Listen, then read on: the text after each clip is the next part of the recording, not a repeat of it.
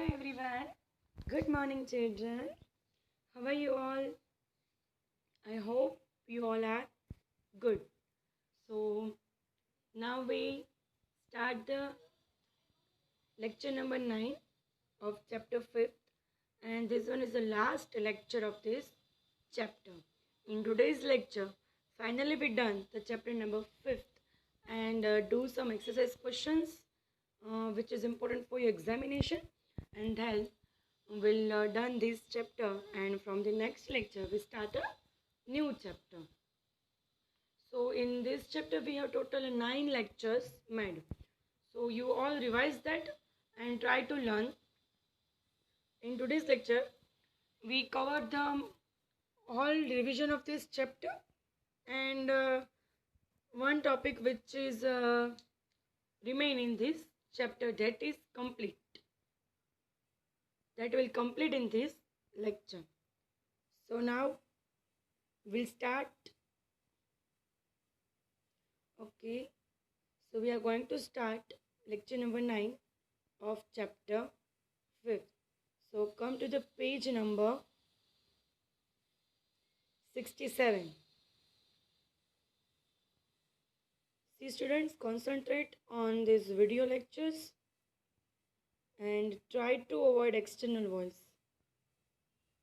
Sorry, that is a page number of chapter 6, and now if you come on page number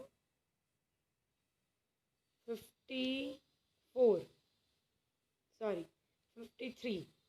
Okay, try to avoid external voice and don't lose your concentration. Please focus on video lectures. So here we start the difference between proprietorship and partnership firm. So first we are doing this, and then we'll start the revision of this chapter, and finally done this chapter totally in today's lecture. So it is a very important for examination also, and also for the revision purpose, because in this difference mostly covers of sole proprietorship and partnership firm is covered in this topic. So for that, if you don't want to revise the whole topic of sole proprietorship and partnership firm, then you can revise this difference, so you have covered all the important point. So sole proprietorship, and see students, the basis of difference is a compulsory you have to write in your examination paper. If you don't write, sorry, if you won't write, then you cannot get good score. So please write the basis of difference in paper, in OC and also in economic subject. So first one, meaning of sole proprietorship. Meaning of sole proprietorship: when a person wishes to establish the business, arrange capital, and bear loss and profit by himself, then it is called sole proprietorship. In common parlance, sole proprietorship means a business which is managed, arranged, and run by only one person. That is called sole proprietorship. Then a partnership firm. Partnership firm means a relation between two or more persons who have agreed to run a business by all or by one or on behalf of others, and agreed to share the profit and loss. See students, in your examinations paper, you write your own words in detailed questions and other informations, but you have to write the same words of textbook in a definition, because definition is a very perfect need in examination. So in only a definition you have to write a word to word from the textbook. In sole proprietorship, numbers of member only one, and in a partnership firm minimum 2% according to Companies Act 2013 and maximum 100. But according to Companies Act 2014 clause number 10, number of maximum partners in a partnership firm, that is a 50. In normal 100 according to Companies Act 2013 clause number 464, but clause number 10, according to clause number 10, maximum partners are 50. Sorry, only 50. And in our sole proprietorship only one. Then a capital is brought by honor in sole proprietorship, whereas in a partnership firm, capital is bring by as per the partnership deed, mostly by the all partners. Then establishment. So any person can establish a lawful business, and in a partnership firm, established is by oral agreement or it can be written. But the written agreement is advisable than a decision. In a sole proprietorship, as there is only one person, so decision can taken quickly. But sometimes it's not perfect, maybe. But in partnership firm, there are more than one partner, so that's why the decision there is a delay in taking decision. Then a profit and loss, only the owner has to bear profit and loss. But in a partnership firm, profit and loss is distributed among the partners as per the partnership deed in profit and sharing ratio. In our sole proprietorship, no provisions for any registration, and in a partnership firm, registration in as per the act, registration can be done, and but not compulsory, but it is advisable or recommendable. Then a maintenance of secrecy, as there is only one owner, secrecy maintained, because in a sole proprietorship only one person can manage the business and no one a partner another person doing business with them. So that's why that one person maintain the secrecy of their business. But in a partnership firm, not that much maintenance of secrecy, because there are many partners, that means more than one partner, so that's why the maintenance of a secrecy is less compared to the sole proprietorship. Then a transfer of a share. So as an when owner decide, he can transfer the share, because only one person can manage, only one person employed, and only the owner, that is the one person. So that's why the in a sole proprietorship, owner decide he can share transfer or not. But in a partnership firm, if you want to transfer your share, then you have to free consent of all the partners, because if any one partner cannot agree, then you cannot transfer your share. So if there is a consent of all partners, then and only partners can transfer his share. Risk of business are borne by the owner, but in a sole partnership firm, risk of firm are distributed among the partner. So in a partnership firm, less risk, and in a sole proprietorship is more risk. So here we done the explanation. Now we repeat the basis of difference. There are total 10 points in this difference, and you write on max to max 6 points, because maximum marks of question is 5. So 1 point for half mark.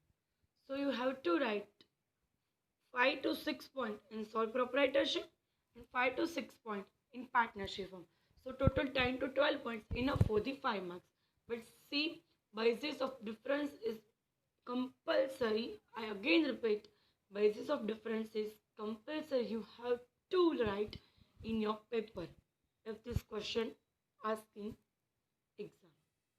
So basis of difference were first meaning, then numbers of member, then capital, then establishment, then decision, then profit and loss, then registration, maintenance of secrecy, transfer of share, and risk. So finally, here we done this question, and now we revised all the hard points of this chapter, and then we'll done this lecture. I hope you not feel like boring, because mostly we repeat the topic. Only hard points we revised. So first one is the sole proprietorship. So in sole proprietorship,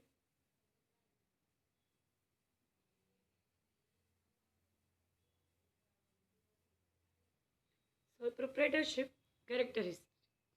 See students, we just revise only the head points, because many a time we done revision, still I again revise this chapter, because this chapter is a little much big and total 9 chapters of this chapter.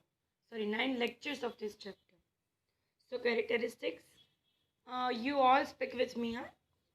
Easy to establish, capital, power of administration, freedom of work and quick division, liability, maintenance of secrecy, personal contact, centralization of ownership and management. Then, advantages of sole proprietorship. Easy establishment process because only one person doing a business. Then less capital. Then maintenance of secrecy. Then quick division, personal contact. Then a flexibility, less tax burden, less legal restriction. Then limitations. Limited capital, unlimited liability, short duration, limited work capacity, possibility of work decision, lack of advantage of large scale business. Okay, clear?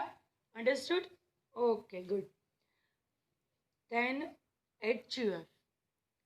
Any business acquired by way of inheritance, that is called HUF. So characteristics of Hindu undivided family. Existing by law, then management, independent field of operation, membership, financial control, then liability, then lifespan, difficulty in raising fund and insolvency.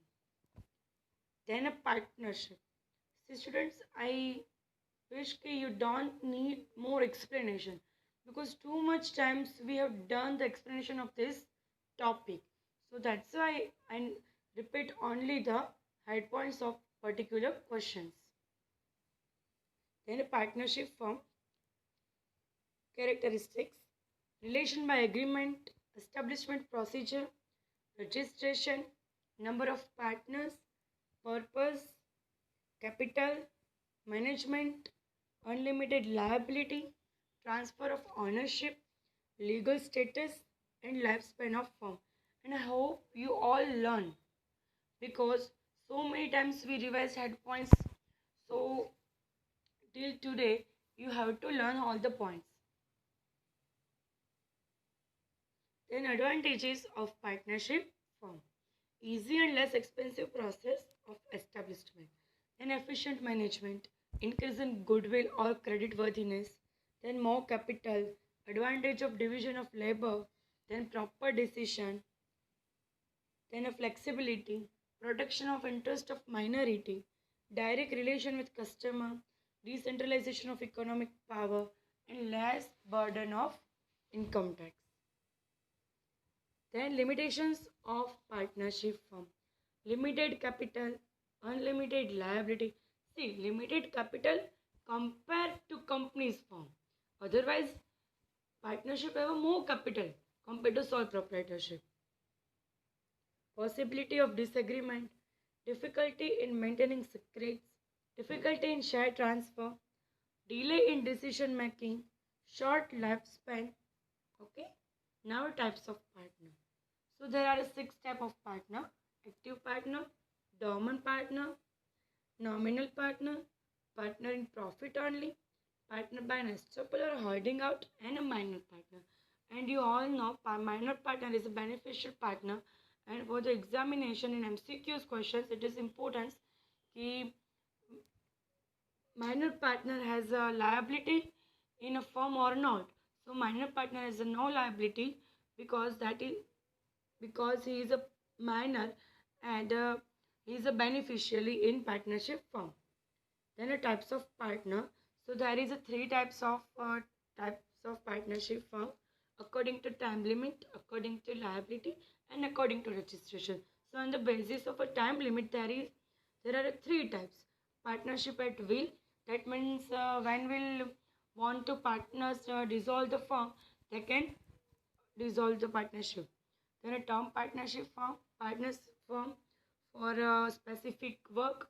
That means partnership start for a specific purpose, like construction of building. And whenever construction of a building is completed, then partnership firm automatically dissolve. Then according to liability, there are two types, partnership firm with the limited liability and with the unlimited liability. Then according to registration, that is the registered and unregistered. Now registration of a partnership firm. So registration of a partnership firm is not a compulsory, but it is advisable. So according to Partnership Act 1932, registration of partnership firm can be done. Registration of firm is not a compulsory, but there are a certain disadvantage if registration is not done. So it is advisable that registration of a partnership firm can be done. So details included in the partnership firm: name and address of the firm, then branches of firm, then name and address and telephone numbers or mobile numbers of a partners, then a date of admission of each partner, ratio of profit and loss of each partner, detail regarding the capital of partners and duration of the firm. See, what types of advantage of registration of firm? If you done the registration of partnership firm, that it means if you have a registered partnership firm, then you have some advantages like for the recovery of firm dues, the firm can file a claim. Then partners of a firm can file case in court of law against other partners, or a firm can demand justice from the court of law for his right and she's retiring partner by giving notice to public can free himself from his liability, and the existence of the firm become a public through registration. If your partnership firm is unregistered, then you have not enjoyed this all type of advantages. So that's why I told you the partnership firm registration is advisable. Now partnership deed. So there are many things included in a partnership deed. We just go through a main details, not all the details because we have not that much time for revise.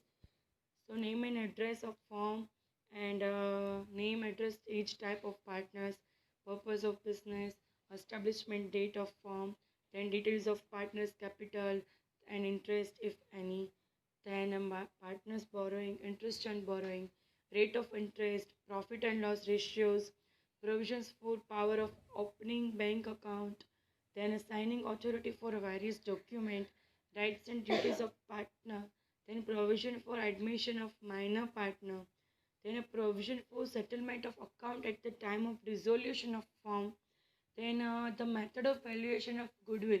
But see, one thing is that the internal generated goodwill is not mentioned in your notes to account. Then provisions for accounting and bookkeeping of partnership firm. So then the difference between sole proprietorship and partnership firm. So we done in today's lecture that this difference. So meaning then numbers of members. So minimum 2 members in partnership and maximum 150. Then only one person in sole proprietorship. Then capital brought by honor in sole proprietorship and by partners in a partnership firm. Then establishment, decision, profit and loss, maintenance of secrecy is maintained more in a sole proprietorship and less in partnership. Then transfer of share and risk. So everyone, here we done today's lecture. I hope you all enjoyed a lot because in today's lecture we just revise head points and study in detail only one topic. So in homework only complete your format. Okay.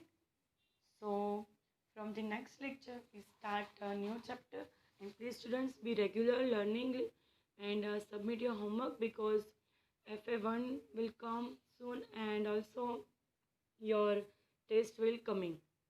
Okay. So goodbye everyone.